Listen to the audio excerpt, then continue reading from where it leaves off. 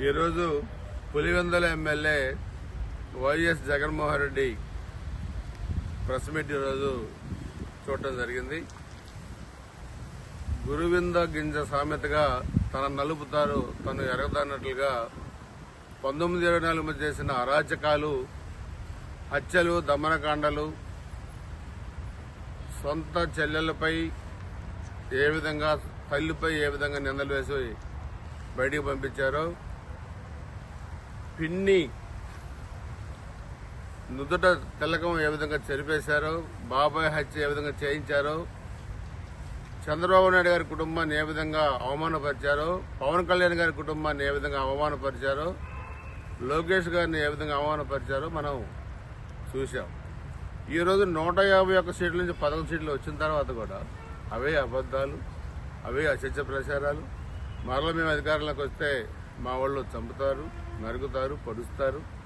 రప్పరప్ప అంటే తప్పేంటి, నరిగితే తప్పేంటి, చంపితే తప్పేంటి అని 5 సంవత్సరాలు ముఖ్యమంత్రిగా పనిచేసిన ఒక వ్యక్తి నీ ఇష్టారాజ్యంగా నోరు బారేసుకుని కార్యకర్తలను రెచ్చగొట్టి చంపమంటాం. గురజాల నియోజకవర్గంలో పిన్నెల్లి గ్రామం 1924 మధ్య ఒక అరాచక నిలయంగా మారిపోయింది. దాంట్లో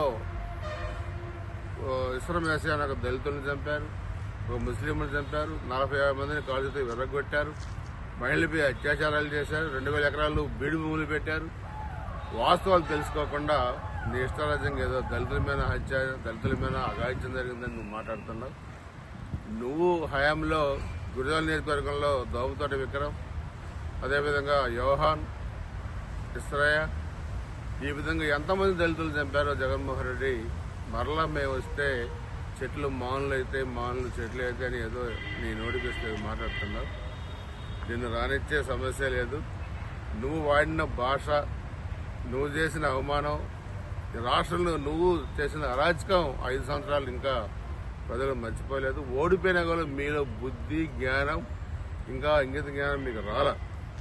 అందుకని ఈరోజు కూడా బెదిరించే దూరంలో మాట్లాడుతున్నారు. ఈరోజు గురజాల నియోజకవర్గం చాలా ప్రశాంతంగా ఉంది.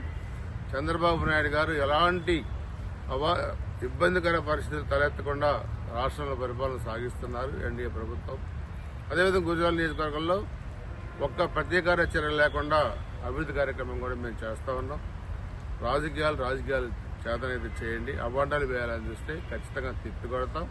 నీలాంటి అరాచక వాదుల్ని రాష్ట్రంలో తిరిగి అధికారంలోకి రానిచ్చే సమస్య లేదు. ఇది గుర్తుపెట్టుకోవాల్సిన అవసరం జగన్మోహన్ రెడ్డికి ఉంది. గురజాల నియోజకవర్గంలో 20 మంది, 8 మంది చిన్నపిల్లలు మైనింగ్ గుంతల్లో, 12 మంది పెద్దవాళ్ళు హత్య మీ కార్యకర్తల హత్య వల్ల చనిపోయారు. 20 మందికి నేను లిస్ట్ నీకు పంపిస్తాను, లెటర్ కూడా రాసి నీకు పంపిస్తాను. దానికి నువ్వు సమాధానం చెప్పాల్సిన అవసరం ఉంది. అసత్య ప్రచారాలను తీవ్రంగా ఖండిస్తా ఉన్నాం. నీకు మహిళల పట్ల కనీసం ఇంగిత జ్ఞానం లేకుండా ఈ మధ్య కూడా రాజధాని మహిళలపై మీరు ఉపయోగించిన భాష కానీ, లేకపోతే మీ చెత్త సాక్షిలో వచ్చే వార్తలు కానీ, ఇవన్నీ కూడా ప్రజలు కూడా గమనిస్తా ఉన్నారు. అసత్య ప్రచారం ఇప్పటికైనా మానుకోవాలని జగన్మోహన్ రెడ్డిని హెచ్చరిస్తా ఉన్నాం.